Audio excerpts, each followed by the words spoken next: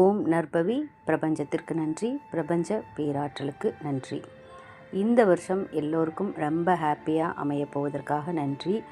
யாராருக்கு என்ன தேவை இருக்கோ, என்ன நீட் இருக்கோ எல்லாமே நிறைவேற போகுது அப்படின்னு நம்பிக்கையோடு இந்த வருஷத்தை தொடங்குவோம். எல்லாமே நடந்துட்டது, எல்லாம் நிகழ்ந்து விட்டது அப்படின்னு நம்புங்க. பிரபஞ்சம் நமக்காக காத்துட்ருக்கு. ஸோ நம்ம போய் அன்போட நம்பிக்கையோட பிரபஞ்சத்துக்கிட்ட இருந்து நம்ம எல்லாமே வாங்கிக்கலாம்.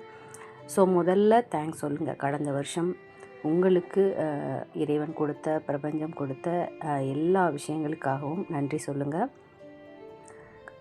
நடந்த நிகழ்வுகளை நினச்சி பாருங்கள், நன்மையான நிகழ்வுகளை நினச்சி பாருங்கள். தேவையில்லாத விஷயங்களை அவாய்ட் பண்ணிடுங்க. நன்மையான நிகழ்வுகளை நினச்சி நன்றி சொல்லுங்கள். இந்த வருஷத்தை நீங்கள் எப்படி தொடங்கணும் அப்படின்னா, உங்களுக்கு என்ன தேவை இருக்கோ, இந்த வருஷம் நீங்கள் என்ன நடக்கணும் அப்படின்னு நினைக்கிறீங்களோ அதை ஒரு டைரி எடுத்துக்கோங்க. கண்டிப்பாக எல்லாருக்கும் புது டைரி கிடச்சிருக்கும். அப்படி இல்லைன்னா கூட ஒன்றும் பிரச்சனை இல்லை, நீங்கள் ஒரு டைரி எடுத்துக்கோங்க, வாங்கிக்கோங்க.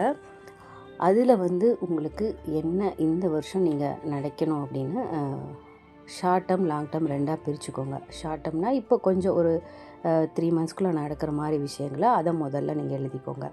அதுக்கப்புறம் இப்போ சிலருக்கு வீடு கட்டணும், சிலருக்கு வீடு ஏதாவது புக் பண்ணணும்னு நினைப்பீங்க, ஜுவல்ஸ் வாங்கணும், மணி சேவிங்ஸ் பண்ணி வாங்கணும், ஏதாவது லோன் போடணும், அந்த மாதிரி இருக்கிறத அது லாங் டேர்மில் நீங்கள் எழுதிக்கோங்க. அப்போது ரெண்டையுமே நீங்கள் என்ன பண்ணணும், இந்த வருஷம் ஃபுல்லாகவே நீங்கள் இதை தான் அஃபர்மேஷன் பண்ண போகிறீங்க. அந்த விஷயங்களை நீங்கள் நடந்துட்டு தான் நினச்சி எழுதி நன்றி சொல்லணும். மினிமம் ஒரு 10 எழுதிக்கோங்க. 10 விஷயங்களை எழுதிக்கோங்க. நமக்கே தெரியும் இல்லையா, இது சீக்கிரமாக நடந்துடும், இது கொஞ்சம் டைம் எடுக்கும் அப்படிங்கிறத நீங்கள் பிரித்து எழுதிட்டு அதை நீங்கள் திரும்ப திரும்ப இந்த வருஷம் ஃபுல்லாகவே நீங்கள் அதை தான் பர்மிஷன் பண்ணணும்.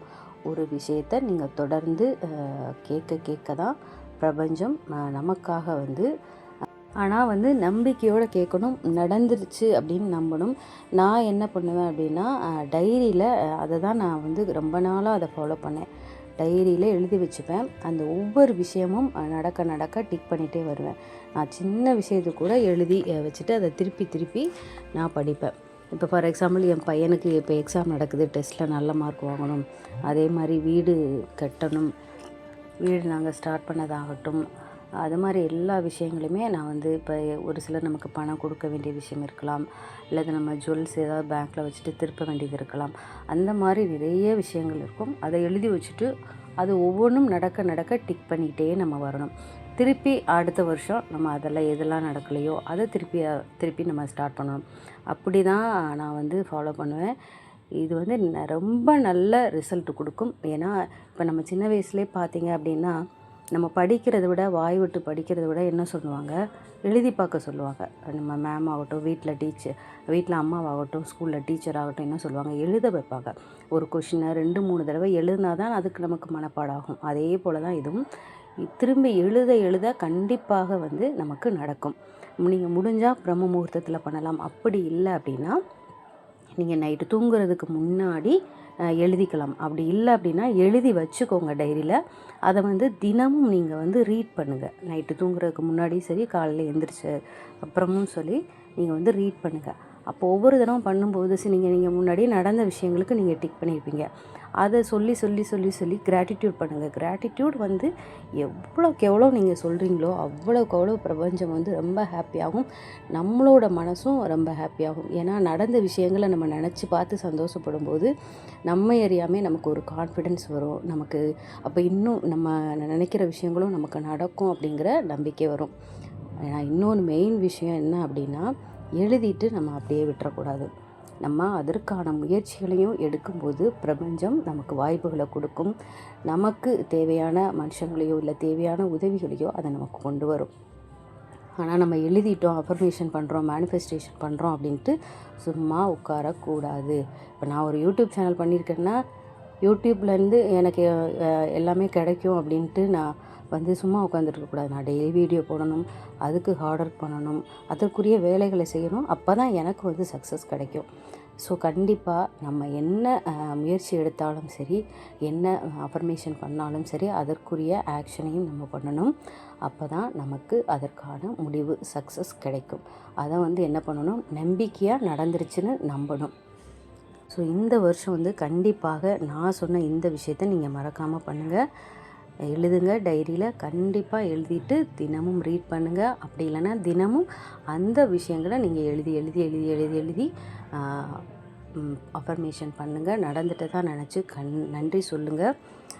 மெயின் ஃபஸ்ட்டு நான் என்ன சொல்லுவேன் அப்படி கிராட்டிடியூட் தான் நான் சொல்லுவேன். நன்றிகள், நிறைய நன்றி. நம்ம நடந்த விஷயங்களுக்காக, நடந்த நிகழ்வுக்காக, கடவுள் நமக்கு கொடுத்த விஷயங்களுக்காக நிறைய நன்றி சொல்லுங்கள். நினச்சி பார்த்து சந்தோஷப்படுங்க. கிடைக்காத நினச்சாலும் கிடைக்கல, இது ஏன் கிடைக்கல அப்படின்னா டிலே பண்ணுறான்னா அதுக்கு ஒரு ரீசன் இருக்கும். கண்டிப்பாக ரீசன் இல்லாமல் இருக்காது.